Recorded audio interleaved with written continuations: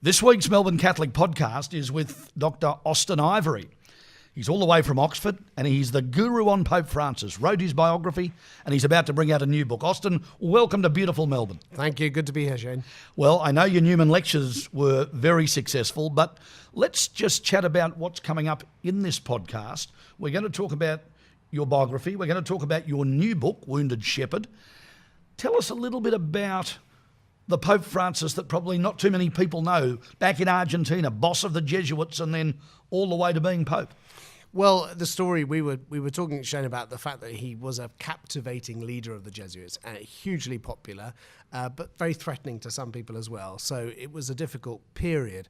One of the Jesuits said to me, having told me about a lot of the divisions and so on, and how difficult it was to come to terms with him after he had ceased to be provincial and he was still a very dominating figure. Yes. One of them said, of course, him becoming Pope was the obvious solution we never thought of at the time. And amazing story about the night he was elected. A few people might have heard this, but went into the chapel for 20 minutes. Tell us a little bit about that. This is right at the end of my book, The Great Reformer. The night of his election, having been elected, on his way out to the balcony of St. Peter's when he was going to announce himself to the world, he stopped and prayed in the Pauline Chapel for about 20 minutes. And he went in, and the cameras have recorded this, with a very dour expression, the expression with which people were very familiar of him back in Buenos Aires. He often had that very dour expression. But afterwards, he had this expression of joy, which is the one we associate with Pope Francis.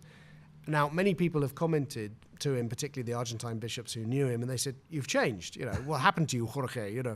And he has always given the same answer. And many have told me about this. He said, in that night, as a result of that prayer, I had an experience of peace and of freedom and of light, which has never left me.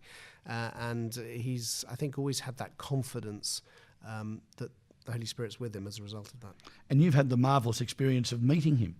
I did. I had a meeting with him. Well, I've had various meetings, short meetings with him, but I had a chance to sit down with him last year, and it was an extraordinary experience and one that I'll never forget. It wasn't an interview, so I can't kind of talk about it freely, but personally, it meant a lot to me.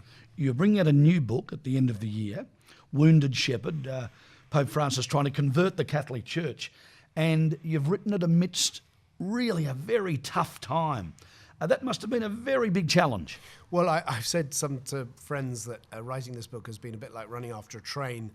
Just as you think you've grabbed hold of it, it moves off then to the next station. Because, of course, so much has been happening, and particularly over the last year with the clergy abuse crisis and then a huge resistance to the papacy. It's been a very turbulent time, so definitely it's been a huge challenge to write a book that's deep enough and at the same time up to date enough. But I hope I've done it. Is he winning? I don't think he would say it's a question of winning. It's a question of being faithful to what God is at the moment asking of the church. And what God is asking the church at the moment is to allow itself to be converted. And I think he is succeeding in holding the church to that path, even though many resist it. It's a law, isn't it, of the spiritual life. Just at the moment when we need to convert is often the moment when we encounter the greatest resistance. Well, as you can see, folks, he is a very, very interesting fellow, and our podcast will go into a lot of that depth. So if you've got an interest in Pope Francis, I really do recommend this week's Melbourne Catholic podcast to you with Dr. Austen Ivereigh, all the way from Oxford. And thanks for joining us today. Thank you, Shane.